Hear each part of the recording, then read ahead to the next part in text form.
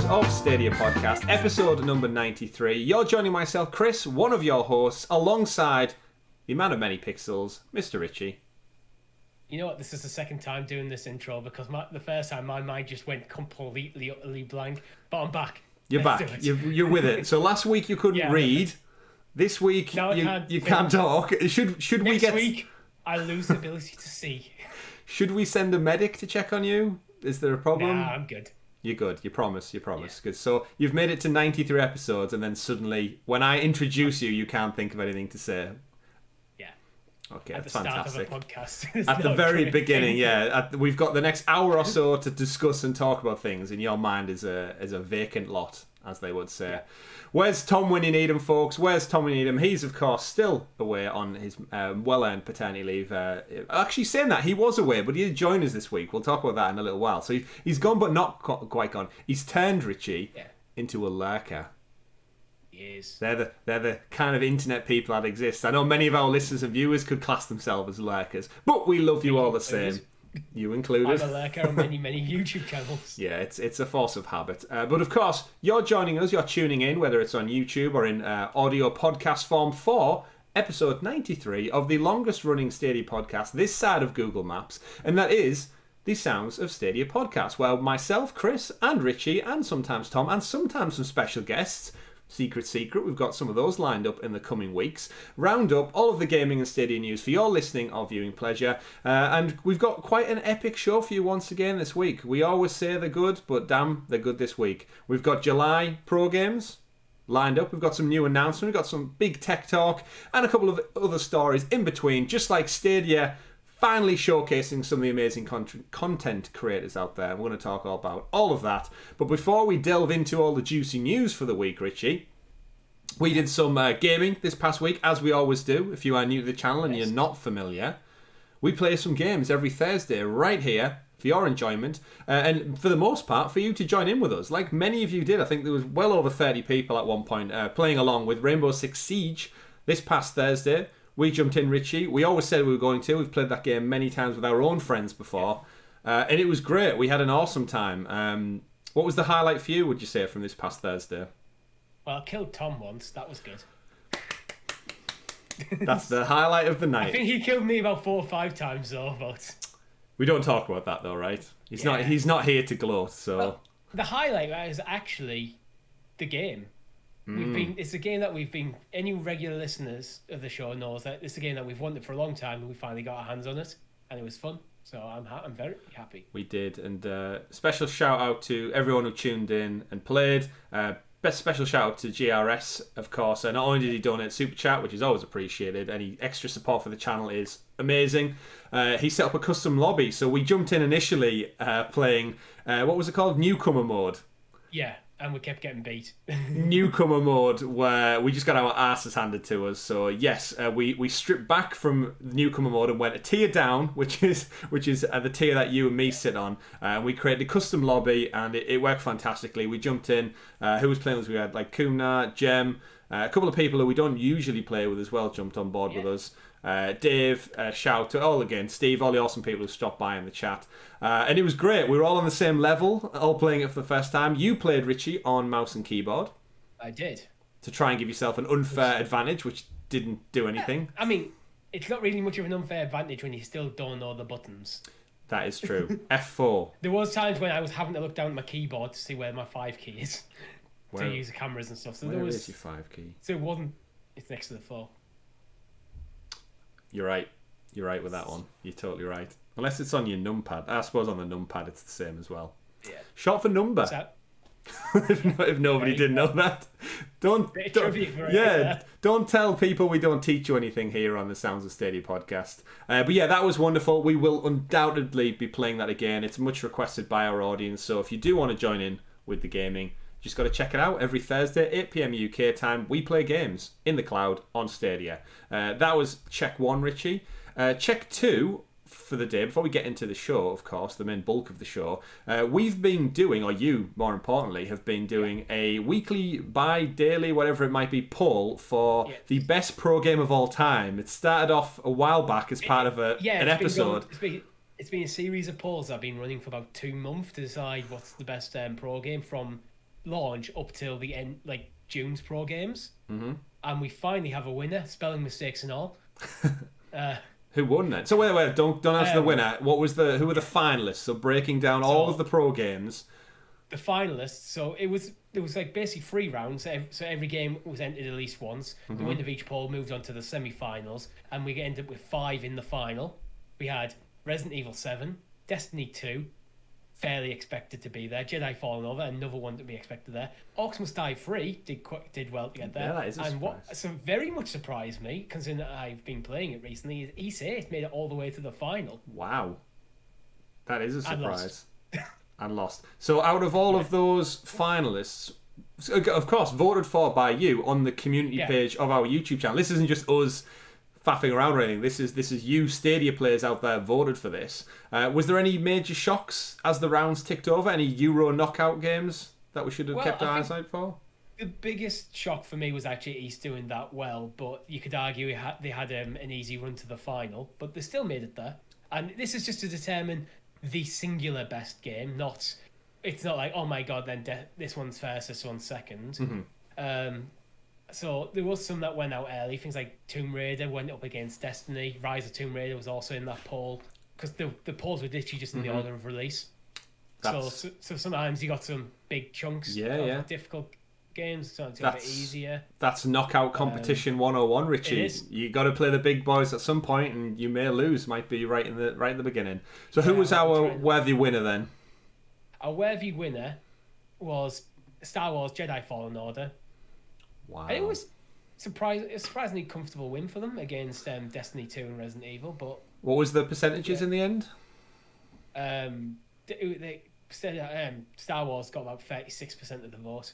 Oh, so not as top heavy as we expected. In a five game poll, 36% is pretty solid. Yeah, that's true. Yeah, what were the other percentages? Do we know? Just to see who came last is what I want to really know. Who came last was Ys with 11%. So it made it to the final and then just ran out of juice right at the end.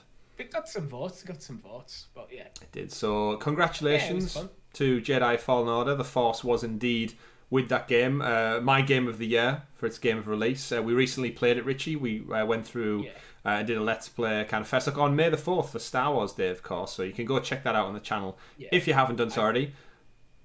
And it's currently... I didn't actually vote for Star Wars, but I think, objectively, that would have been the one I would have went for as well. That's what I voted for. I voted for Ys because throughout the entire poll, I always voted for the one I thought was going to do the worst. Oh, okay, you're playing devil's advocate a little bit there. Yeah. I didn't want anyone to have no votes. That's fair. Worthy winner, and of course, we should point out then, if anyone wants to check out the Ultimate Pro Game, as voted for by you, it's actually on sale at the moment as part of the Stadia Mega Sale. I think it's kicking off around, I don't know what the full price is because I've already purchased it. I'm guessing it's around the £12 to £15 mark, like all the other games in the Mega Sale right now.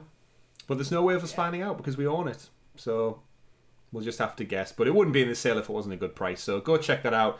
And of course, we'll probably have to run this competition again in the near future, Richie, as more games get added, because we're going to talk about that as part of the news this week. Your Stadia Pro games for the month of July. If you are subscribed, of course, you get access to these. Don't forget to claim them. Add them to your library so they're ever present in the cloud if you just get that itch all of a sudden. You know what it's like, Richie? You sat down, you're between games, like you pretty much are right now. You don't know what to play. Genuinely, I rolled down credits on these last night, so I am in between games right now. Wow, in between games. That's what we've all found ourselves there. So if you want something, we'll run that competition no doubt again in the future. And if your choice didn't win, doesn't matter because you can still go and play it, whatever. Of course, before we get into the actual main part of the show, if you haven't done so already, if you're watching this on YouTube, do give us a click down below that like button. Subscribe to the channel if you're new. Hello, if you're new. My name's Chris. This is Richie. Tom's usually here. He's not here right now. It's all up in the air with babies and stuff. He will be back. But yes, click like. Baby's not up in the air. You throw babies juggling up in the babies. Air. How do you think the storks bring them down, Richie, if they're not up in the air? They have to come from somewhere up there.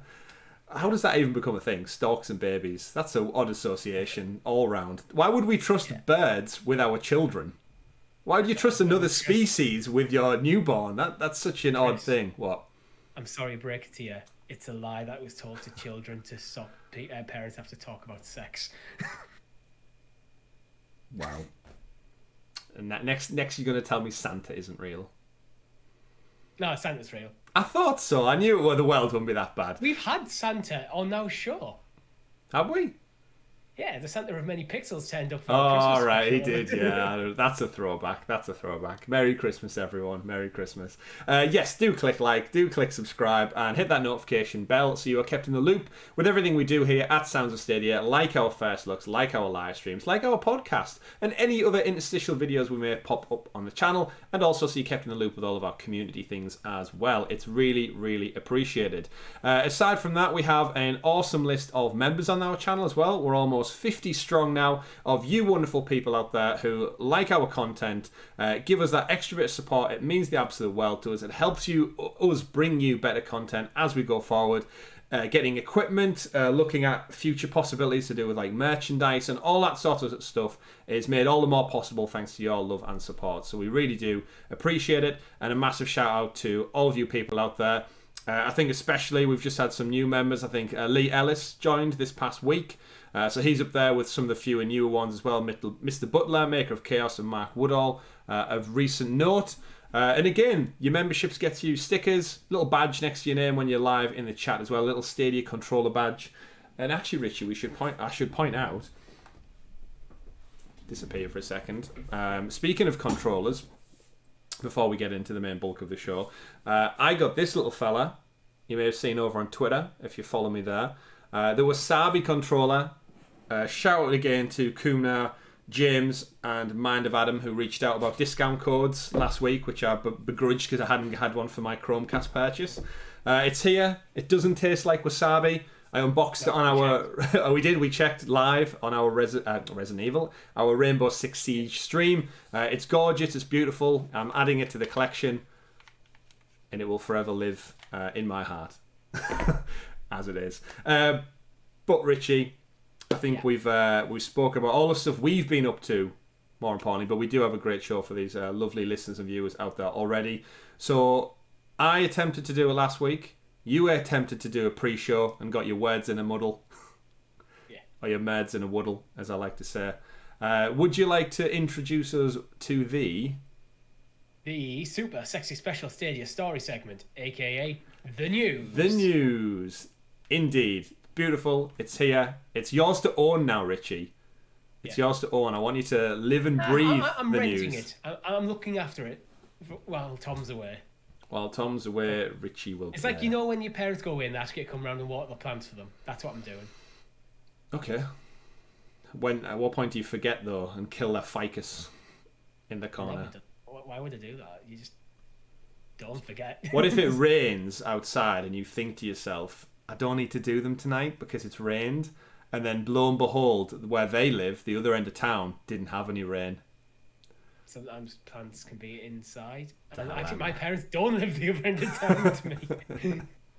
Either way, jokes aside, let's get into the news. So we've had a great week this week. Lots of game news, which is always exciting when you are here talking about video games. We kickstart things off by heading over to the Google Stadia blog. This week on Stadia, as it is known, where they give us an update. And read verbatim from it. The splendid and colourful, charismatic Moonlighter lands on Stadia July 1st. Now, Moonlighter we discussed... I think it was ESRB rated or Peggy rated or something a good couple of weeks back. Was it even that long ago?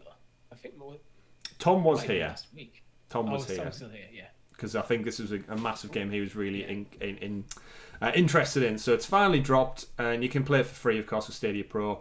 It's a story about Will, a fighter, and a shopkeeper in one. This is the one where it's literally shopkeeper by day, adventurer by night.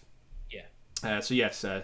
Beyond measure, interdimensional, hop between planes of existence, where challenges, puzzles, and riches untold await the bravest and bold, is good to go now. So a lovely little pixel art game, kind of like top down, very Game Boy, I'd say traditional Game Boy angles you're looking at. How does this one sit for you, Richie? You're in between games. This is the one that Stadia seem to be highlighting as the front runner for this month's selection. Yeah, I agree. It's probably the front runner. It's a very cool concept, but although I'm in between games, I'm looking at them all in between. Do I jump back into Mass Effect? Do I give Control another shot? I still need to play Immortals Phoenix Rising, so it's fairly down. I might give it a quick shot, but it's a roguelike, isn't it? So it's just I think is it procedurally generated dungeons and stuff. So it might be one of them I jump in for like an evening or two, and then move on to something a bit more story driven. Check it out, see what it's about. I know Tom was definitely interested in this one, so keep it locked to Twitter just in case he drops his thoughts on there.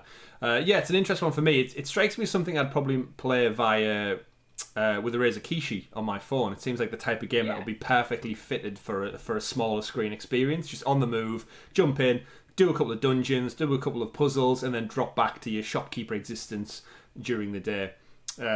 So that was game one, or that is game one, I should say, that we're getting front and center from Team Stadia. Moving on from Moonlighter, the second game, because of course we don't get just one pro game. Actually, before we do that, just to touch on the games that you stuck in between, I'm getting the inkling feeling that Control might be a free pro game. Just because if Control comes, the thing is, if I'm playing Control, I am going to play it on PS5 because I have like the PS5 edition that came through. I think it came through as part of my PS Plus subscription, and there's things in that in Control that the PS5 version does that the Stadia version can't. Like, right. Well, you got ray tracing in there, which I'll probably have turned off for the higher frame rate. But I think it has things like the use of the adaptive triggers and haptic feedback stuff. Okay. Well, you might be able to check it out on both. I'm getting a feeling because, as you said, it was a PlayStation Plus game, and it was also they had the free upgrade. No, they didn't have the free upgrade because that's what pissed me off before. But I do have the Ultimate version now.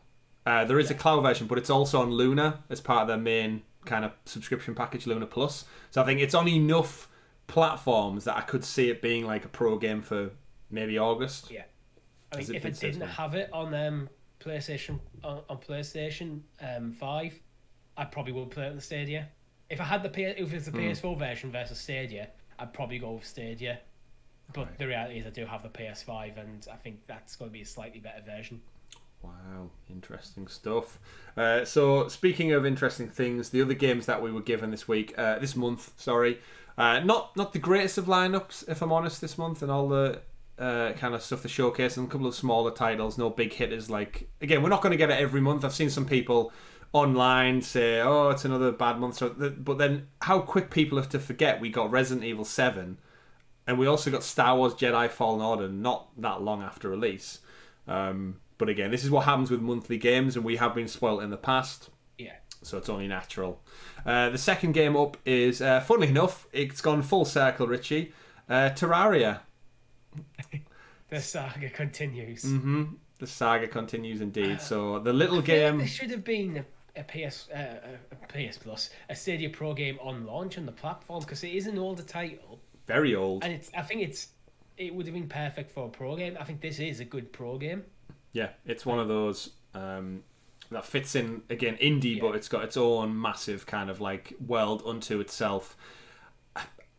It's one of those ones where I'm so bitter about everything that happened before. I think it's lessened my interest even more. I'm sure it's a great game, and its audience obviously shouts its praises. I'm not bitter by it. As like, I think there was some stupid stuff going on around the time it came out, and just before the time it came out.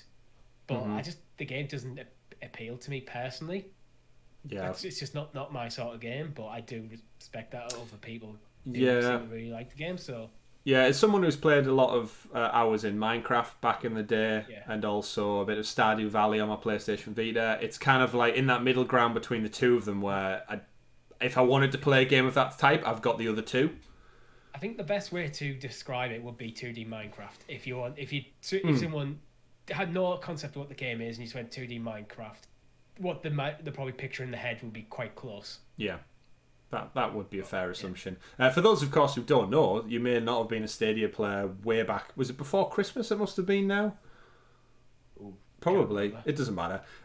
Essentially, the guy who makes the game, it's only a 1-person, 2-person small development team because it is an indie game. He's not made any other games really since Terraria, and he had a falling out with Google because he couldn't get access to his Gmail account or his Google Drive due to whatever personal reasons, and he couldn't watch his Lord of the Rings. Locked or something. Yeah, he was trying to access his Lord of the Rings purchase to watch that, which credit to him where it's due. Yeah, respect. I would be mega pissed off if I couldn't get access to that as well. But then you just buy go buy a Blu-ray, I guess. And yeah, because of that, he then tweeted out about it. All the journalists picked up on it and just made a big hurrah out of essentially what should have been a non-existent issue. He used arguably his place as a developer for Stadia to leverage the media against them. It would seem, and at the time, Stadia didn't need more flack. But alas, the game is here. Ironically, it's pro. I'd be very, very curious to know, Richie, if it's pro financial deal done in compensation for all the crap before, or it was just always planned to be pro. I think it feels like a game that was always planned to be pro, to be honest. I've got a feeling sometimes when some indie games come to the platform, they come with a grace period where you get a couple of months to get your sales, then we go pro, because we've seen a lot of games doing that recently. Like even things like Darkside Detective and Street Power Football, our other 2 pro games, they've been on the platform for a couple of months now, and now they're pro. Yeah. Again, it's that conditioned. Like, I don't buy any indie games now. I think Tom taught us early doors that anything you buy around the 10 to 15 to £20 mark, chances are, if you just wait it out, it will be pro before long. It'd have to be something that I was really excited for as an indie game for me to actually consider buying it. Yeah. Well, unfortunately. Funnily sorry, enough, indie developers, but that's what it keeps happening with Stadia Pro, that the game comes out a couple of months later, it goes on pro, and it's like... Yeah. I'd be very actually intrigued to know what the average time frame is between all these games. I'm sure our good friend Inlead, who does the massive Stadia Pro Game report, probably has some stats on that one, because I can't imagine it's that big of a window. If you took like the average, yeah, I think there's some it's weird. I think the average will probably be higher than we think, because there is some games that have been on the platform for over a year then went pro. Yeah, can't think of one off the top of my head, but I'm sure it's happened. But then there is somewhere we've had somewhere it's went on the platform, like came in the middle of the month, and then it was the next month's pro game. Yeah, so like weeks at times. Weeks indeed. Funny enough, though, speaking of other pro games, you mentioned them there, but yeah, the Darkside Detective is out now. Of course, the sequel is already out too, and this is another kind of one with an odd fated pro kind of storied history, because this was supposed to be coming to pro initially as well, and upon launch, it didn't come straight out to pro, but we were told it was coming to pro when it was announced. As part of the blog, if you can recall, Richie, it was as part of the blog said it was coming. So then when it launched, it must have only been 2 months ago now, on Stadia, and it wasn't free for pro. I remember people asking the question. I think Grace possibly clarified in the community chat saying it's just available now, or it was some miscommunication. And now here we go, 2 months later, it is actually pro. So it was clearly just someone had got the wrong end of the stick in early marketing, perhaps, for this game. But it goes back to, this game launched at, I think it was only about £12 UK, and yet you hang fire 60 days, and now it's free on Pro. Yeah, I've just had a quick look through our doc. It was on episode 81 when we covered that story, so we're looking about 12 weeks ago. Okay, yeah, so three months then. Yeah. Time is weird. So I wonder if the miscommunication was they weren't meant to tell people that it was coming to Pro. Possibly, quite possibly. But we've seen stranger things happen before like this. In terms of Darkside Detective, though, Richie, what does this one sit with you? It's kind of a classic click and point adventure. What's your history with those LucasArts style games? I basically don't have a history with them, to be perfectly honest. It's just I've never been drawn to them. So no Sam and Max for you. No, I can't think of a single point-and-click adventure game that I've actually played. What was that Machinarium game? That was like a PlayStation Plus game years ago. That was similar to one. But yeah, I'm similar to you. I think I had probably some point-and-click game, like educational games, back as a child. Yeah, I wonder if that's what spoiled the genre for me. It's like, the only time you've been with educational games is like, just click on this and click on that. You're trying to teach me something. And when, as an impatient child, like, you need to click on this and then read the text. Like, I just want to play Sonic. Yeah, the point and click part where it's actually reading all the time. I think that's why I've not got that much interest. I grew up on the Age of Empires 2. Yeah, I think that's why I don't have much interest, or lose interest, I should say, in a lot of Nintendo titles now. Yeah. because they still don't have voice actors for everything. And I know there's a decision, there's an artistic choice behind that, but yeah, clicking next and then just hearing blah, blah, blah, blah, blah, blah, blah, blah, and it's just scribbles. It's like, I don't. If I'd read a book if I wanted to read for this much length. I play games to be immersed and in there in the thick of the action, doing stuff. Yeah. But in terms of the Dark Side Detective, it looks really good. I'm definitely going to check that one out. I think the humour more than anything is something that tickles my fancy. It's got a very tongue-in-cheek, dry sense of humour narrative written throughout the game, and I think that would be quite fun.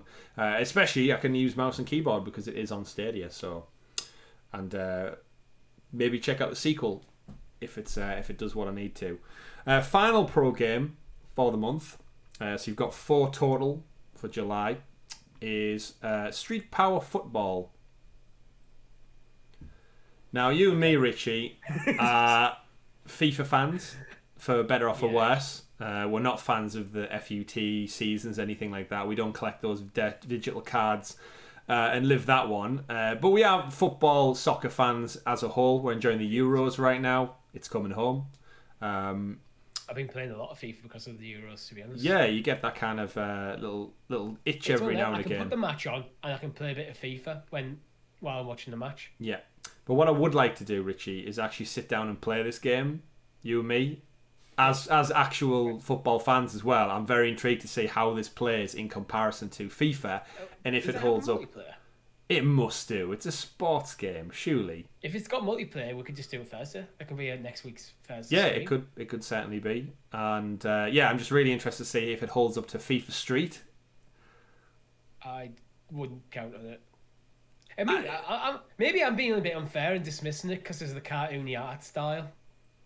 Yeah, I mean, FIFA Street had a very interesting art style too, if you remember. It wasn't exact likeness. It had like weird, kind of like caricature-esque designs of the classic legends. But it's an interesting one. Again, another game that only came out a few months ago, and it's now a Stadia Pro game. But fill your boots, ladies and gentlemen. There's 4 games out there. Quite a broad variety, I'd say. You've got a sports game, a point-and-click adventure game, a kind of open-world sandbox brick-building game, and then Moonlighter, where you're a shopkeeper by day and an adventurer by night. So that's... Other than... The only thing it's probably missing, I think, why it gets a lot of people kind of riled up a little bit is the lack of kind of big titles. I mean, our PlayStation Plus games for this month are, what is it? Plague Tale Innocence, I think, is the big hitter. And Call of Duty, and for PS4, it's Call of Duty Call of Duty 4, Black Ops 4. Yeah. That's the one. It's Black Ops 4. And it's hard not to compare the two. So it's like it does. I do get especially if it's week in, month out games are coming that people are not interested in, and which I think can happen a lot when you get. I think sometimes it can be a bit of indie snobbishness where if it's an indie game, people just dismiss it offhand. Yeah. Where personally, I don't do that. I'll look into what the game is before deciding whether I want to play it or not. Yeah. But if people are just expecting, I want Call of Duty, I want FIFA, I want Jedi Fallen Order, I want Resident Evil, that sort of stuff every month, then indie games every month is just, I can see that being something that turns people off a bit.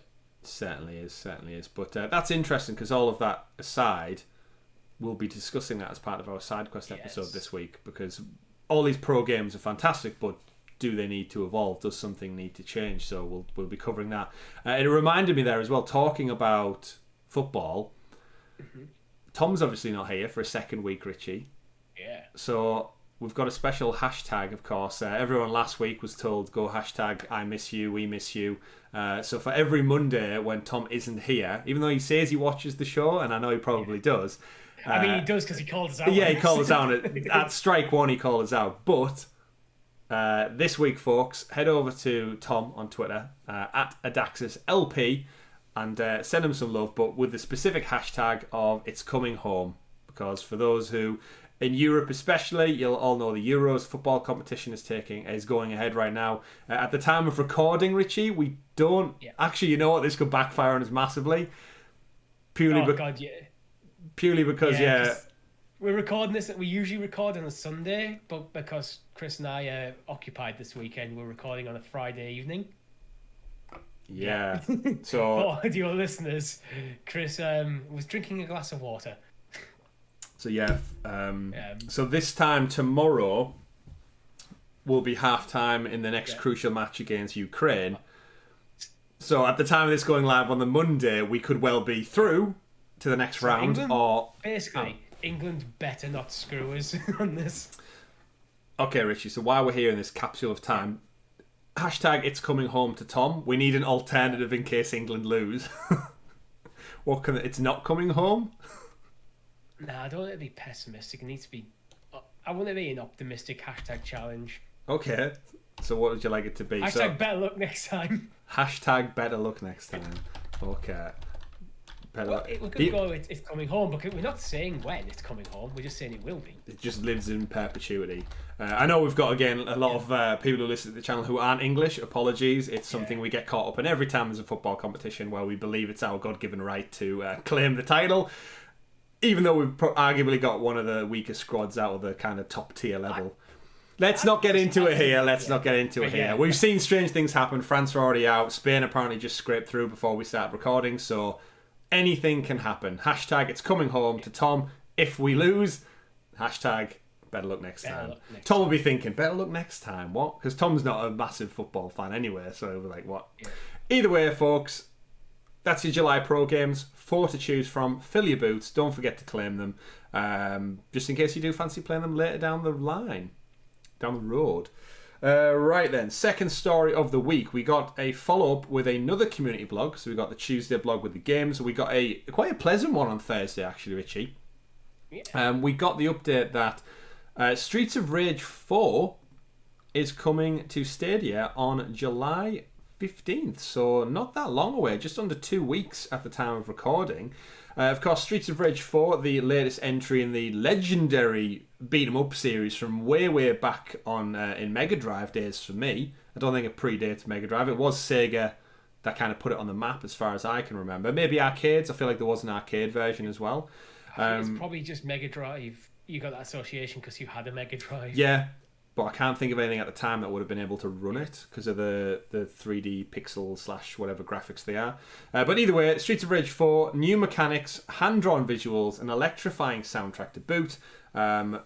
Super fun. I actually, funny story, Richie, checked Streets of Rage 4 out on xCloud when I was testing xCloud way probably about a year ago now when Streets of Rage 4 first came out on other platforms. And I jumped in and I had Game Pass. I was checking out xCloud, used it on the phone, ran fine. Played probably the first couple of levels with it, but my memory of Streets of Rage 2 in particular, was between me and my brother. It's a fantastic game if you've got for couch co-op, because similar to kind of Scott Pilgrim, which the three of us played earlier in the year, last year in fact, it's just beat 'em up classic action. There's not much to it. Usually a banging soundtrack, crazy bad guys, lots of crazy bad guys, a boss fight at the end of each area, and a very loosely threaded story throughout. Have you got any history with Streets of Rage? I've definitely played a couple of them, but I much preferred personally Golden Axe to Streets of Rage. That's a good shout as well. To correct myself, Streets of Rage I think was an arcade and Sega exclusive on the initial release.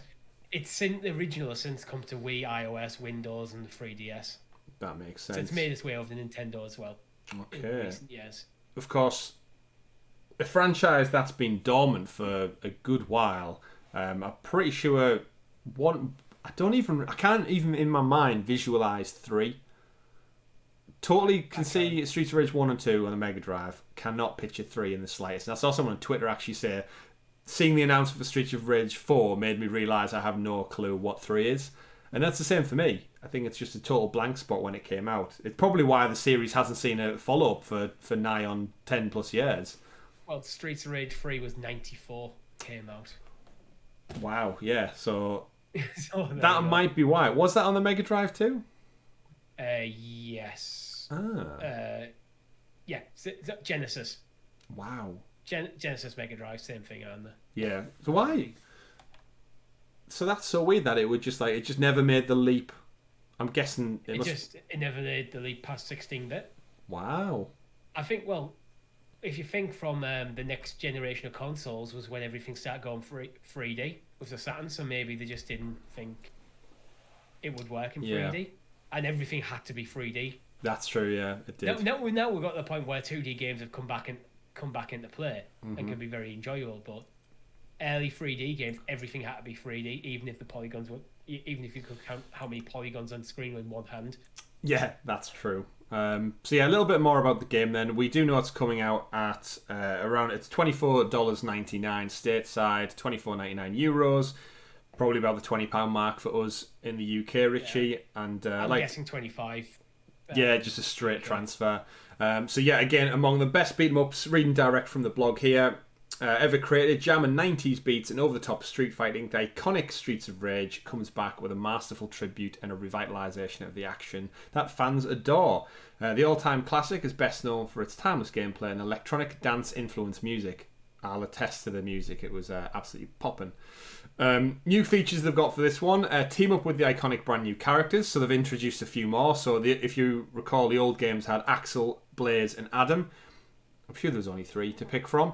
Either way, they've had a new couple of people in there. There's someone called Floyd and Cherry Hunter with some new kick-ass moves. Our heroes are ready to dish out the beatdowns. Nostalgia strikes again. So in addition to 5 new characters, you can unlock your favourite pixelated versions from the Streets of Rage classics. So you can see Axel, Adam, Blaze, Skate and Max with retro sound effects and gorgeous HD hand-drawn environments. And then an epic lineup of game composers. So it's known for... it's got a bunch of names of people you probably never heard of. Ever heard of Olivier Deriviere? That can't be his name. I haven't. Olivier Deriviere. The soundtrack of Street Fighter 4 will be composed by an all-star ensemble of music architects and talented rising stars. So he's been the composer on Dying Light 2, Grime 4, Plague Tale, Innocence, Vampire... Life is Strange. Oh, so he's done a bit of Assassin's Creed Black Flag Freedom Cry. All right, so it sounds like he's been around. Yeah. Been around. Yeah, he's been around. Cool name.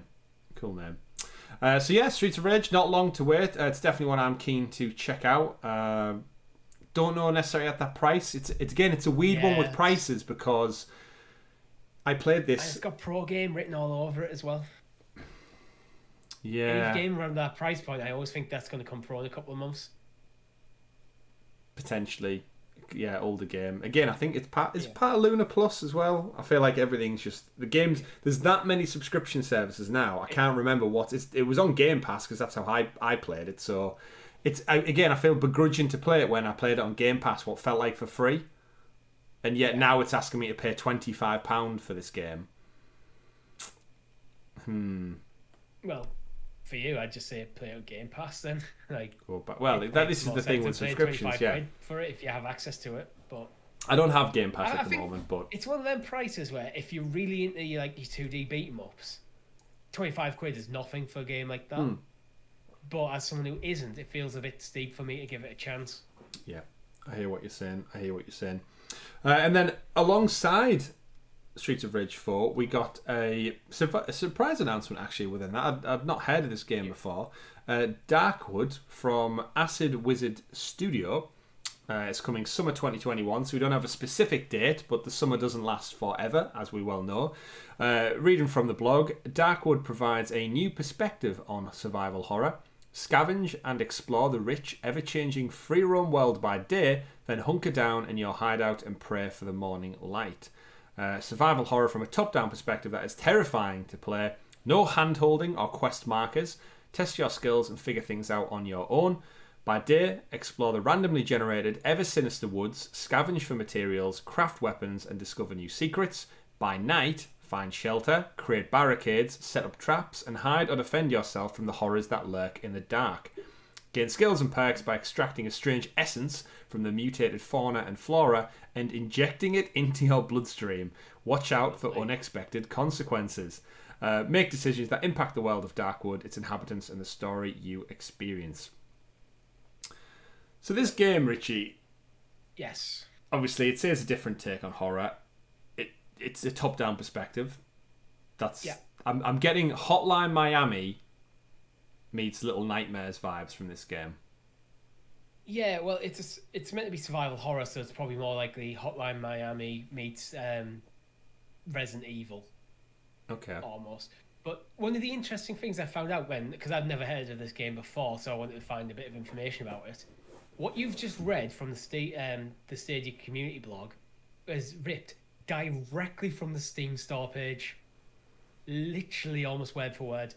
Like, okay, I mean that might just be what the Acid Wizard Studios publish out for the descriptive. But yeah, I mean it's perfectly possible. It was just one of them things that that you just notice like. That's just word for word, but the critical thing I noticed though is, first of all, the price on Steam is £11.99 for the base version of the game. Okay. Currently on sale, down to £4. Okay. It's a 2017 game, and overwhelmingly positive reviews and a Metacritic of 80. Oh, good. So it's a good. This is, I'd expect a really good game there for a relatively cheap price. So if you like survival horror, if you like top down, this is probably a must get. Yeah, it's a point we should probably mention with the Stadia library. I'm sure we've covered it time and time before, but the actual fact that they can cultivate the library, almost be like very selective over it. They can choose what games come to this platform if they've got the right kind of relationship. The quality of the smaller games that come tend to be quite high. Yeah, I'd say so. I mean, they don't have as much filler like you would see on the Nintendo Switch or other platforms where the library is like you could just scroll for eternity for these £1.99 little puzzle games and cheaply. I know PlayStation, especially for the easy platinum trophies, Super Willow D-Make. I'm looking at you. Crossy Road kind of games. But yeah, this is back to this one, Darkwood. Similar to you, never heard of it before. I'm always baffled by the games that come over to Stadia, obviously, albeit a little bit later because Stadia didn't exist. How many games I have no awareness of whatsoever, and I'm someone who listens to gaming podcasts nearly once every other day. I probably have something in my ear talking about games, whether it be Xbox, PlayStation, Switch, Stadia. I'm always tuned in, and yet every other month I'm surprised by nope, never heard of that. Came out in 2017 apparently. Okay. Well, actually, this game is on PC, Nintendo Switch, PS4, and Xbox One. So it's probably one of them games, 4 years ago, you listened to a podcast that was just dropped in there, and now it's out section, but out today. Not really covered. Yeah. Poor things. So hopefully they get a new lease of life. Lice? Don't want lice. Yeah. Checking that one out, though, we do love a good horror game here at Sounds of Stadia. We've played through both Resident Evil games now, so we might have to give this one a decent price for this as well. I mean, if it's £4 at the moment... I also suspect it'll come to Pro as well. Well, I mean, that seems to be the trend. I reckon you're going to see it. This is going to be sub 15, but you know what prediction? It's going to be... I reckon it's going to be £14, but it's going to be on sale to sub 10. Okie dokie. On launch. Sale. On launch, yeah. Interesting. Because we've seen that happen quite a few times. Good stuff. But so in amongst that's what we got as part of our other blog, of course. Plenty more games coming. Stadia's probably, I've seen it over on Twitter, just confirmed. They're at about just over 50% now, Richie, of their promised 100 games coming to Stadia in 2021. So just as we hit the halfway point of the year, we've got exactly half of the promised games through. So they're on track. If this was a business meeting we were in right now, I'd be nodding along as a CEO quite happily, saying, yeah, okay. Hitting steady. That's what we want. That's what you want, yeah. Not ahead of schedule, not behind. Just steadily ticking over. And we saw at Christmas, actually, last year, how quick things picked up. I think we got 6 or 7 pro games for Christmas as well. Because remember, we got Cthulhu Saves Christmas about 2 weeks into the month. So anything can happen. Santa Many Pixel played it, but I didn't. Oh, is that mysterious man back again? Why are we talking about Christmas so much in this episode? I don't know. Maybe it's because we've not left the house since before Christmas when we were allowed back out properly. But tomorrow will change all that. Moving on to the next star of the week. It's not really been covered in amongst the Stadia news, but I thought we'll definitely get this one here. As a big fan of the franchise, but also we know the game's coming to the franchise. Control is getting 2 updates from the developer Remedy. It's bringing us a multiplayer spin-off and a sequel. So Remedy Entertainment, they've doubled down with 505 Games, who are the publisher. And essentially, as part of a meeting the other day, they've dubbed it Project Condor. Don't know whether that's an inkling into what the game could be about. But essentially, they're doing a 4-player versus environment, so PvE co-op game set in the world of Control. So essentially, the kind of Left 4 Dead, there seems to be a lot of Left 4 Dead inspired games coming up imminently. Yeah. They've also said, as part of their blog post, they've emphasised the fact that it's part of a world, so noting that Control's protagonist, Jesse Faden, her journey in the Oldest House is just part of that world. Anyone out there who played the AWE expansion passes, it's part of the same world that Alan Wake exists in, Richie. I don't know if you picked up on that as well. So if you've not played Alan Wake, again, very kind of Remedy, very, very early doors. I haven't played Alan Wake, but I've heard good things. Yeah, I've heard great things about Alan Wake. I thought Control was amazing. I'm thrilled to know that there's a sequel coming. I'm not a big fan of when I like games and then they never get a sequel. They just kind of exist on their own. But yeah, it was kind of weird. And then in and amongst all that announcement, they've also said that the next Control, they're going to do a bigger budget Control, because it's well known that they actually didn't make as many sales as they had hoped to, but they came out and definitively said it was immensely profitable, because this game was made on such a budget constrained amount, but somehow got out a game that looked gorgeously stunning and was quite long in terms of like first person story games. So they're getting a bigger budget, they're doing a sequel, and we're getting a multiplayer spin-off as well, all tied into the same world. Obviously, we know it's coming to Stadia this summer, so possibly in the next month or two we should probably see it. Where does this all sit with you, Richie? Do we need a multiplayer game? Do we need a sequel? I'd say we need a sequel, because it was very, very well received by you and actually just by the gamers in general. Mm-hmm. So I was surprised when they said they seem to do the sales numbers as I expected, because they seem to be everywhere, and it seemed to be one of them games that was just constantly in the news cycle that was getting really good reviews. So yeah, it was. Yeah, it's good. I only played what it's one of them games where I sat down, I played one evening, and then just when you just don't go back to something. You don't really have a reason why you didn't. Then something else takes your attention, and then months pass. That's why it's actually in my consideration to go back to. Yeah. But I was impressed with what I saw. I am interested in going back to it. Yeah, interesting. Good. I'm really interested to play it. Sounds interesting, but yeah. Yeah, it's weird because in the blog they actually put out, they focus massively on this multiplayer one. They stated that it's a spin-off. That I suspect the multiplayer is going to come a lot sooner than the sequel. Yeah, and that might be why we're announcing the sequel now. But to tide you over, it probably maybe next year the multiplayer will drop. Yeah, and I said at the beginning of the story, we've got obviously Back 4 Blood due out later this year. We've got Redfall from Microsoft coming out as well, which there's a lot of these kind of asymmetric team things. We've got Rainbow Six Extraction, of course. We've just played Siege, but that's an older game. So yeah, I'm thrilled to bits. I'm very curious to know what this game looks like. If you've not played Control before, if you're not too sure what it's about, it's essentially you work for the Bureau of kind of investigating weird things, world-altering events, almost like X-Files, almost, I'd say.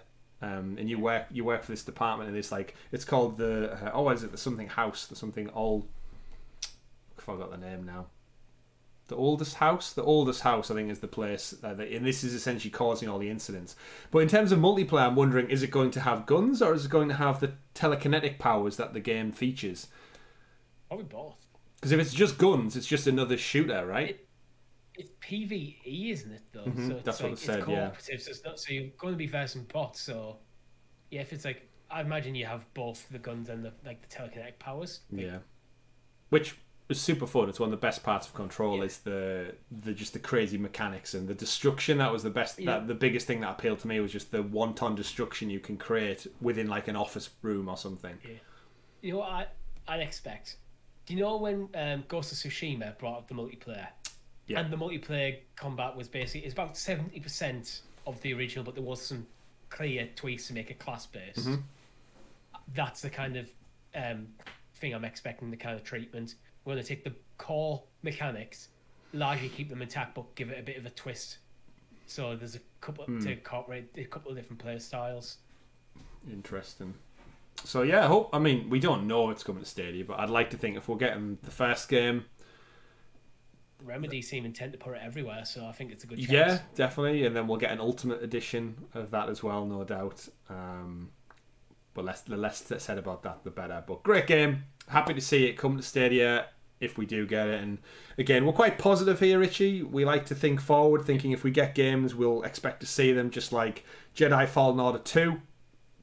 I wholeheartedly hope that is coming to Stadia, as with the sequel to Control after we finally get Control, albeit a little later. And any games that are repackaged and repurposed and put back out there, it's only beneficial to the people who haven't already played the game as well. And people who are fans of the game, they get to jump a little bit more back in and get a bit more out of it. Just like our next story, our next game, which is Get Packed.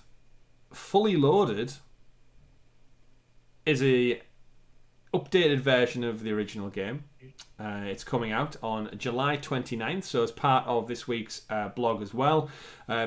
It's essentially bigger and better. It's an updated version of the original Get Packed. It features 2 additional campaign chapters, new competitive levels, a plethora of character outfits, customizationable options, cooperate with friends to move your furniture across the landscape of zany objects and hilarious challenges. And the best part about all this news, Richie, coming out July 29th, so later this month, if you already own the game, or you claimed it as part of Pro, you get Fully Loaded for free at no additional cost. Awesome. I love Get Packed. It's a good game. Yeah, we played it on stream. We've done like, is there 2 streams of Get Packed we've done?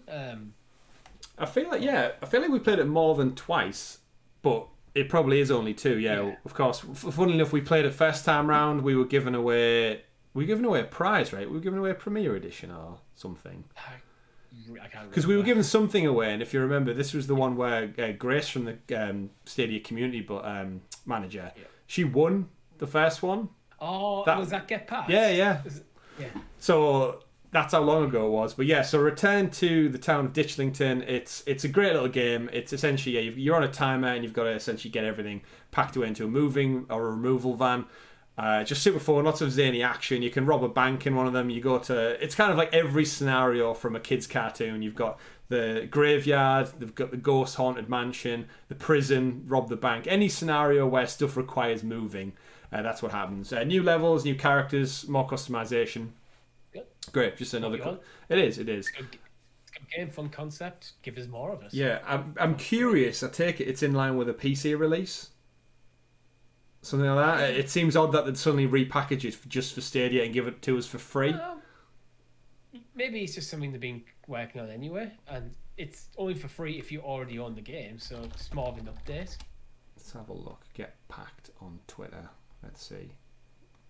Get Packed fully loaded. Coming to Steam, Xbox, PlayStation. Alright, so that it's coming cross-platform. Yeah, it's moving across platform with an update, and then if you've already done the game, you get that update. Perfect. Yep, that suits everything. That suits absolutely everyone down to a T. So go check out Get Packed if you've not played it already. If you've not claimed it, the fully loaded version is going to obviously be the best version of the game there is. Next up, as part of the news, we got a date for Grime. And I've just played the Get Packed trailer again.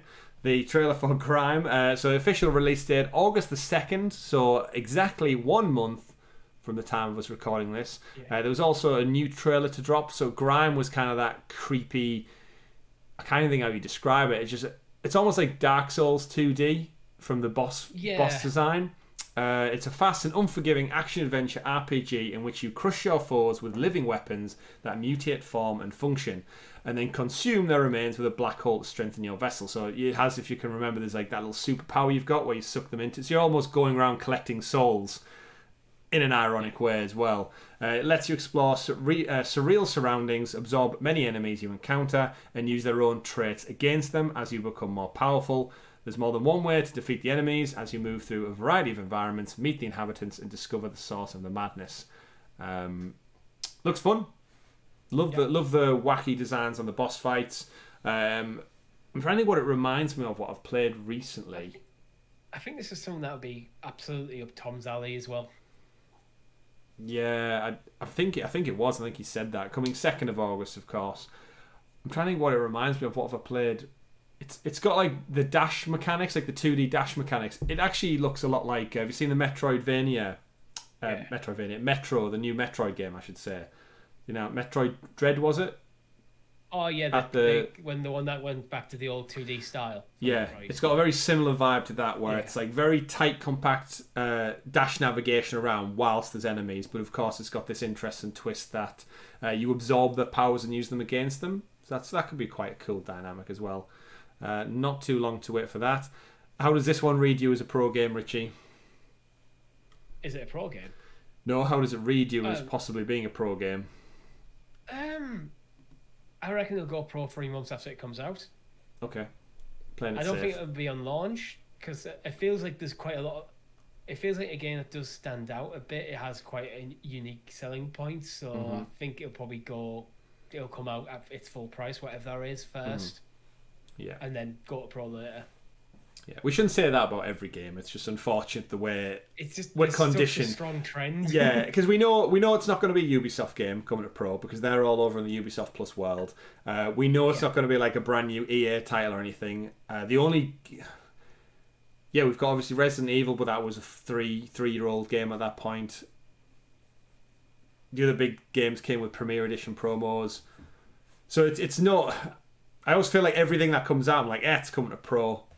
But that's just how I think we've been conditioned. So, everything will come to something eventually. If you're patient, if you're a patient gamer, which I know few of them exist out there in the wild, I for one am not one of them. If you can just hang fire, gaming is one of the cheapest hobbies to get. The problem is most people want stuff day one to be part of the conversation, which requires the full amount. Buys things day one, then doesn't get around to playing it for months. When it's now £15 in a bargain bin somewhere. Well, if you look at the free games, I'm looking potentially playing next Immortals Phoenix Rising, Control, and what was the other one that I've already forgotten about? But that you bought? I bought all the free games that I'm considering playing. I've bought them all. I own them all. It's just Immortals, Mass Effect, Control. yeah. Oh, Mass Effect trilogy. Immortals and Mass Effect, I got them both on release. Control, I got a PlayStation Plus. Which was effectively the PS5 release. So I was like, there's 3 games that I just haven't got around to playing yet. Oh well. If only there was some kind of all-seeing subscription that covered all those games that you could just jump in and play without any financial burden. Which brings us on to a story I wanted to point out. We've touched on it at the beginning of the show, but essentially Rainbow Six Siege, we mentioned it, dropped this week, last week it'll be now at the time when the time you guys hear this. Yeah. Released last week. Wednesday last week. We played it. It's great. It runs fantastically. I don't know about you, Richie. I didn't see any noticeable lag. There was no latency, albeit just us being rusty when it comes to first-person shooters was probably the only problem we had. I've seen everyone out there in the Twitter community saying it plays flawlessly. People have tested it on other platforms. Yeah, it just works, and super fun game. The kind of point I wanted to highlight when it comes to talking about not just Rainbow Six Siege, but all of the other games, is it came on sale at launch, and we mentioned it on Thursday. It did. It was, if I'm not mistaken, it was the deluxe edition. RRP's at $79.99, and it was reduced down as a launch sale. No, Steep's not out yet, Richie. Yeah, not yet. It came as a launch sale for, was it £12? It was something £12.54, something. Some odd amount. So of course you, Richie, you opted to just buy the game rather. Yeah, my initial plan was Ubisoft Plus is out on Stadia. I haven't yet jumped into Ubisoft Plus. It's like, well, so my plan was I'll activate Ubisoft Plus, play Siege, and then good. I've got it for a month, and then if I'm still playing, I'll keep this subscription active. If not, I'll cancel it. And then the price of the game was like, well, I might as well just buy the game than get Ubisoft Plus. It's such a good sale. So it was what, 50p more than it would have been for a month worth? Yeah, something like that. And now, if I play for 2 months, it makes it cheaper. Yeah, and this is kind of the argument that's always been almost like an Achilles heel for Stadia, but it's such a positive at the same time, is that you can now make that choice to just purchase the game as a one-off amount, and you can play it whenever without having to recommit to a subscription model. The game is just yours. You own it now. Whenever, wherever. That's especially for that sort of price. Like, Now the thing is, if it wasn't on sale, 79.99. Oh yeah. I'm not paying. I'm not paying for that for a game I actually already own on a different console. Yeah. But yeah, and that's when I would have went Ubisoft Plus. So there's benefits to stuff like that. Yeah, it's pros and cons. The reason I wanted to bring this up as well is the game was great. We had loads of fun. I wanted to, of course, purchase it too, just like you did for the £12 mark. However, there's a problem going on with Stadia and Ubisoft Plus that I've seen a couple of people tweet out about it, and it needs looking into. If you've currently got a Ubisoft Plus subscription, you cannot buy a Ubisoft game through the Stadia store because it default ticks them all off in your library as though you already own them. So that's fantastic that I own Rainbow Six Ultimate Sexy Special Edition immediately, day one, with all the bells and whistles. However, if I cancel my my Ubisoft Plus subscription, at the end of the month, and then I suddenly decide, actually, Richie's playing Rainbow Six Siege, let's jump it. Oh, wait, it's £50 again, it's £80 again. That just gets me back into... my only option then is either to fork out for it or resubscribe to Ubisoft Plus for another 30 days for what might just be a 3-hour itch playing the game. Yeah, it's almost a bit too tightly integrated. I wish they just added so you have the option to purchase as well. Yeah. So this is where it comes down with. So I've seen a few people put solutions up on Twitter, and I know there's a Reddit thread about it where you essentially have to go in, uncouple your Stadia account from your Ubisoft account, and then you can go in and buy the game. You shouldn't have to do that at all. It should be much, much easier. I was fortunate enough that my Ubisoft Plus subscription lapsed at the end of the month on the day of release.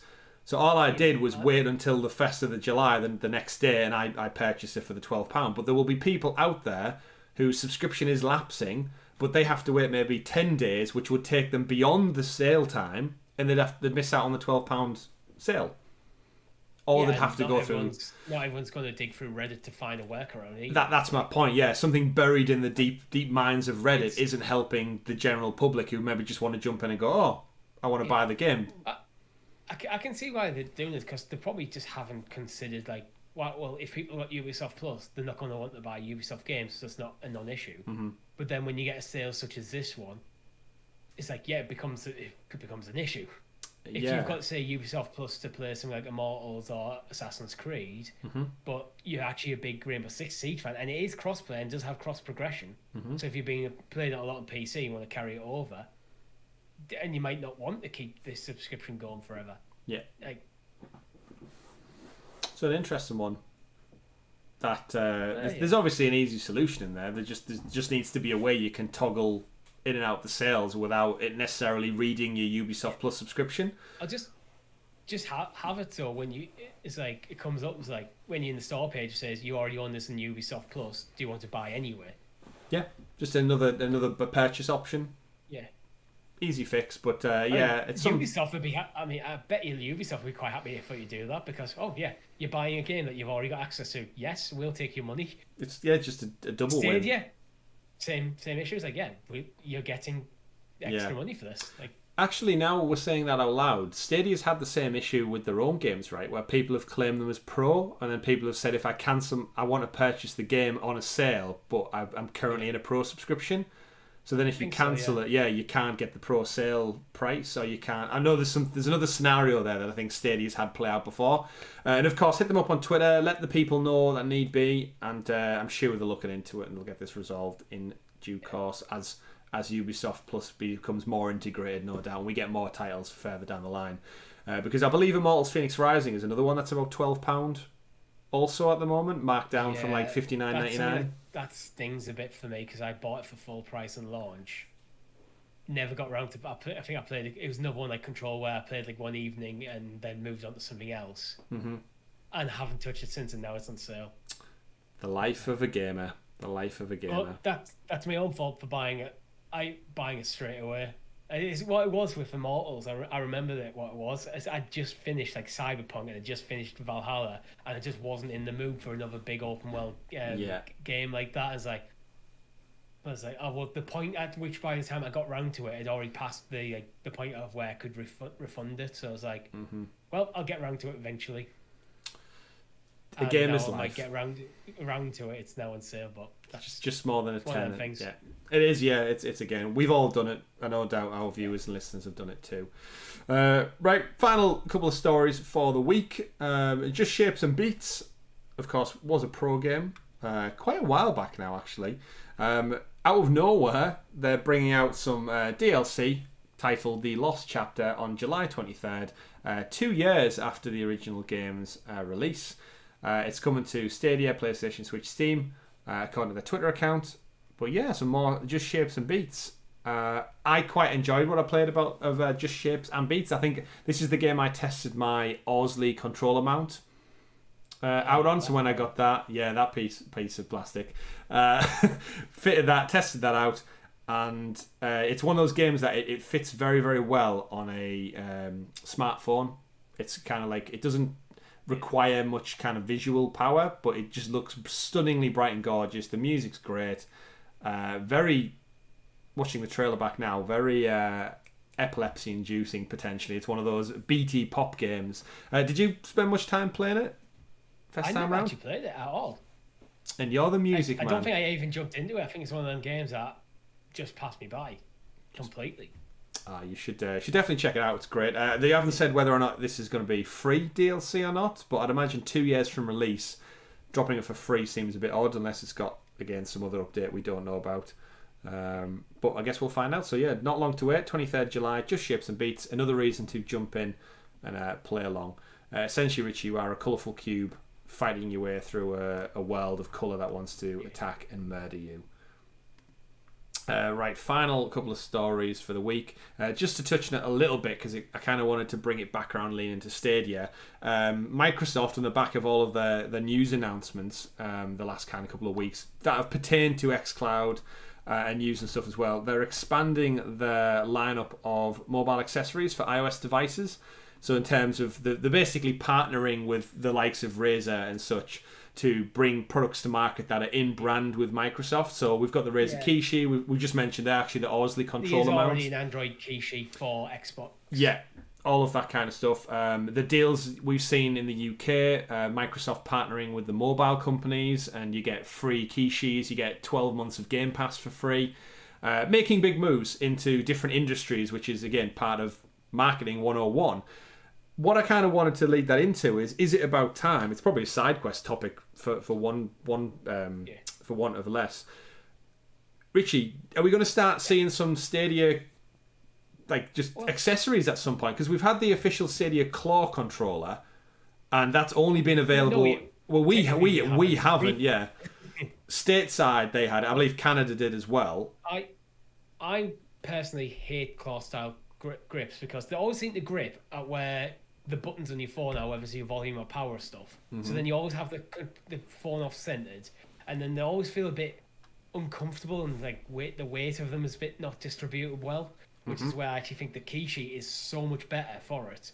Even though Stadia controller much better than the Kishi. The Kishi is probably MSRP is probably twice what it's worth, in my opinion. Yeah, it's traditionally what is it, about £80?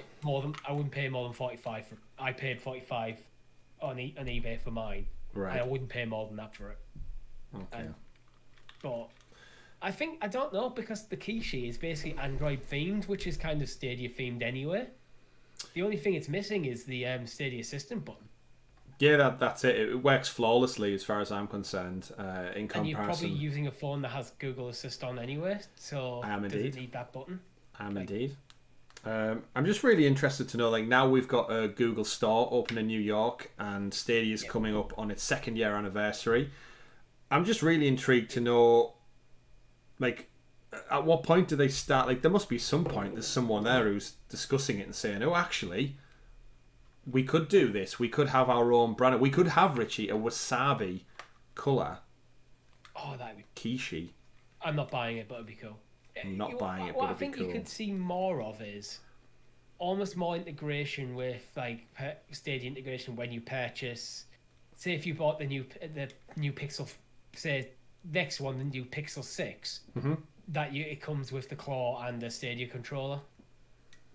That'd be a cool way of integrating their products together. Yeah, like different bundles across the board. And that also entices people to buy the Pixel phone over maybe a Samsung, so while getting a game controller with it as well. Yeah. It's 1 month free Stadia Pro. It helps. We've talked about this conversation before, like things that they could do to get people into the ecosystem, like having Stadia preloaded on Android, but not be Apple about it, make it deletable. So it's not shovelware. It's not just there. You can get rid of it if you're not interested. But having it preloaded, so when you boot up a new version of Android, that on your home screen straight away, there's Stadia. Yeah, I think it'd be a great move. I think it's just about time they started making some bigger steps into areas, different markets that clearly the competition are in. So I don't want that to put anyone off. But like I've just recently got my Galaxy S21 Ultra. Fits about in the key sheet. That looks like an absolute perfect fit. There's no like overhang or anything. No, it's you have to. The camera protrudes a little bit because it's got one of them big boy. It's got about you've seen it. It's got about 5 camera lenses, but it does wedge into the rubber. And like I said, just Rainbow Six Siege, just there, good to go. Wrong side. I think the key sheet itself needs a bit of an update. I think probably it's slightly does. too small because I have to take my case off for my phone to fit, and I'm using the Pixel 4 XL. Yeah, I do have to take it out of the... So it's a big boy phone, which is perfect for Stadia, having that so much screen real estate. Yeah. It's actually one of the reasons I went for the XL rather than the just the Pixel 4. So the key sheet just needs a little bit bigger. It does. I would say that as well, especially where smartphones are going, and a lot of them now are quite big. But I love the compact nature of this. I was away in a hotel with work again, back to the old grindstone. And just this, my phone, and... it just playing. It was FIFA on the go. It was fantastic. It'd be cool. I mean, it's Razer, so if they do this, it's going to cost you about another 50 quid to put like Bluetooth into it. So when you have it fold up nice and compact, you so still can use it it. as like a mini controller. Yeah, like the Switch controller. The Switch Joy-Cons just click into the main base. Yeah, that'd be a great shout. Yeah. That would be fantastic. Just it's already overpriced, so.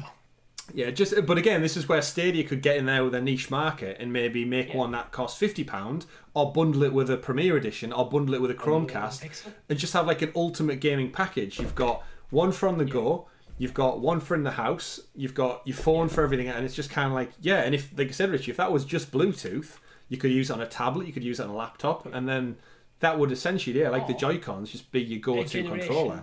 A Generation 2 Stadia controller that's almost a hybrid between the current one and that, so it's got the full feature set of the current one, including its Wi-Fi connectivity to Google servers. But then you can use it as a controller and then fold it down to a key sheet. Yeah, that'd be awesome. I'd just like to see a bit more moves. Like, it's weird because we talk about it on a podcast, but Stadia doesn't have any physical presence. We've said before, like they've got the shop now in New York, which is fantastic.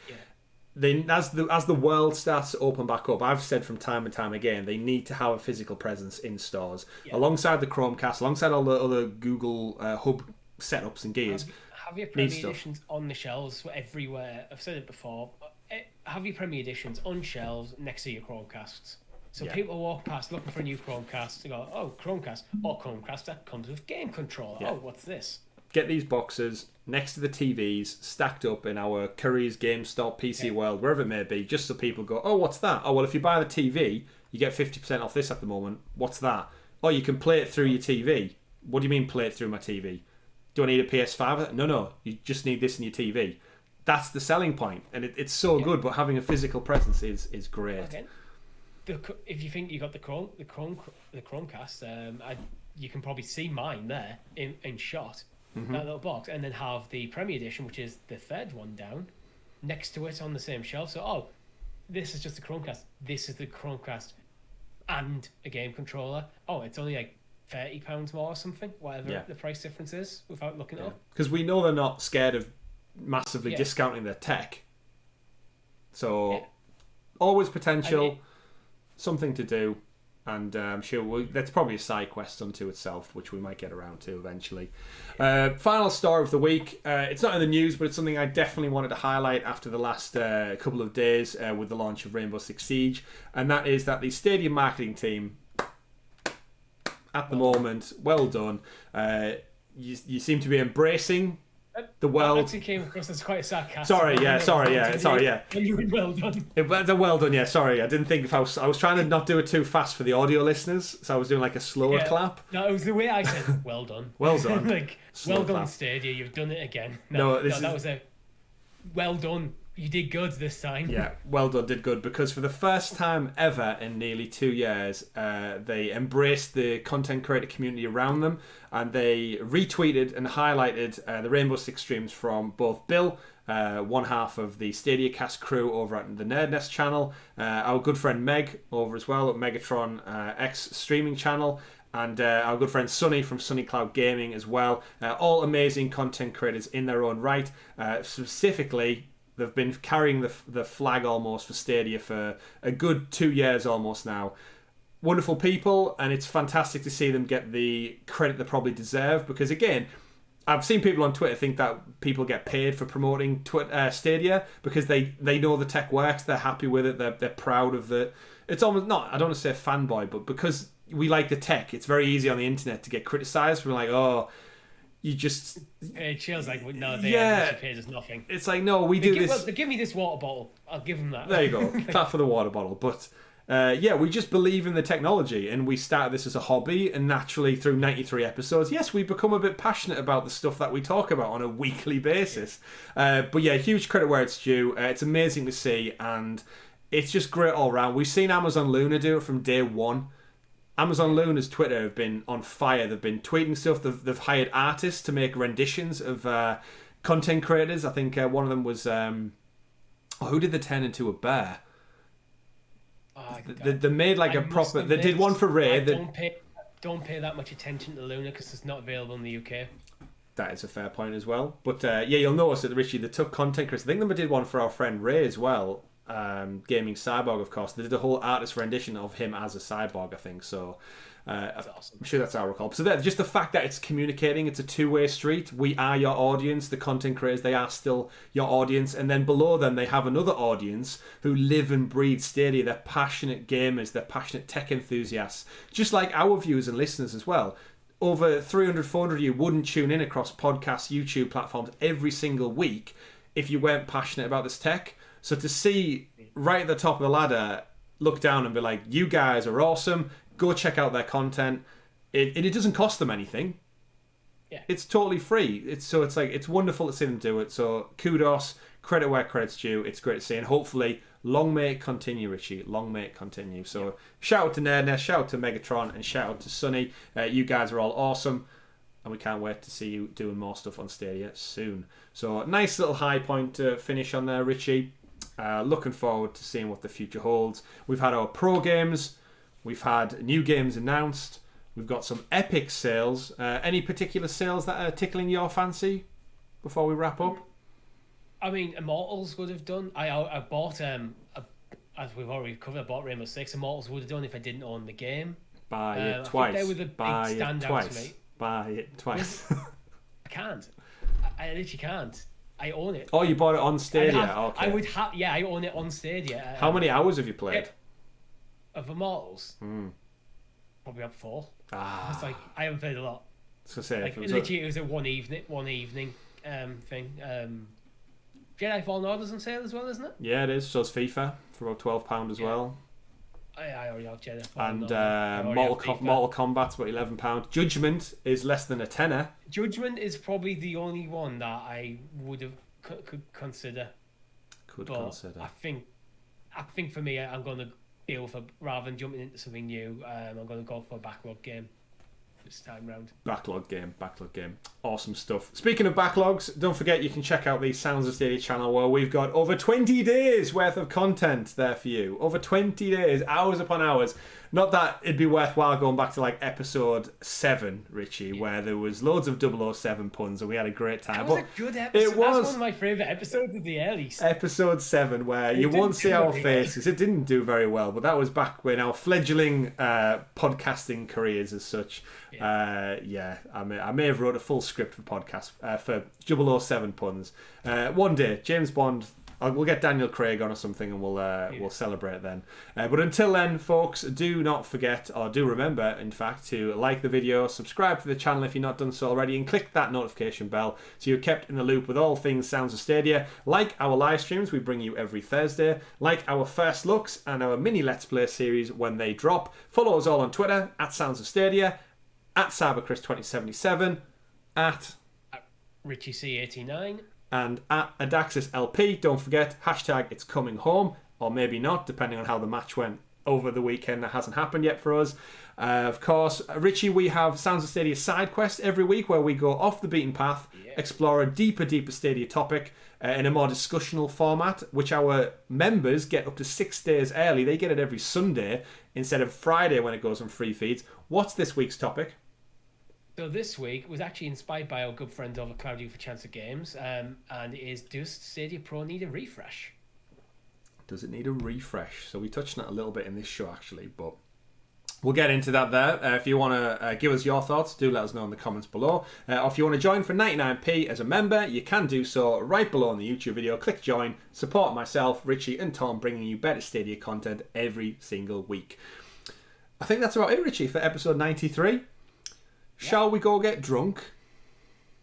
No, we've got to record SideQuest first. Then can we go get drunk?